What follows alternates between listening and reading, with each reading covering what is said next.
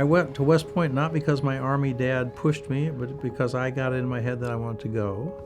I was part of the Protestant choir and I was part of the Glee Club. I started in about the 4th grade singing in choirs and singing groups at school. So it was obvious I was going to try that when I got to West Point. I was in Germany and in Vietnam and also Singapore, and then in Fort Benning, Georgia, which is now going to be Fort Moore. I went to graduate school, and then I came down to this area, and with a couple of exceptions, I've worked in the federal government for a long time. And I continued my singing the whole time I was doing that. So we looked at the other places like most folks do. This has the best selection of floor plans. It has a lovely outside area. It was very nice to be this close to our daughter and our grandchildren. So it worked out very well for us.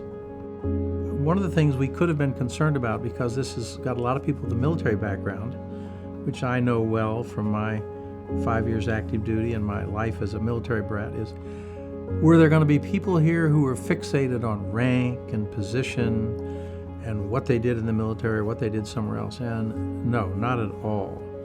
The people are all genuine and open.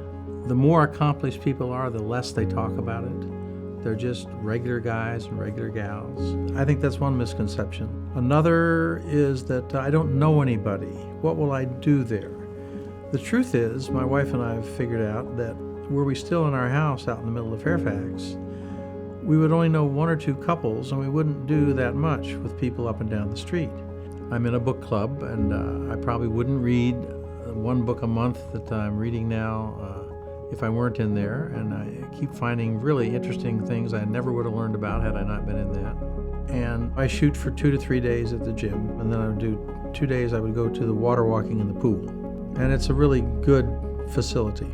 And they are knowledgeable, they're helpful, they really know what they're talking about. It's more like a partner to work with. It's a good relationship. I find it easy to make friends. Here you get to be friends with, or at least an acquaintance of, lots more people than you would otherwise. The people are very interesting people. They've had interesting, far-ranging careers. Most of them been overseas. Most of them are interested in or capable in languages.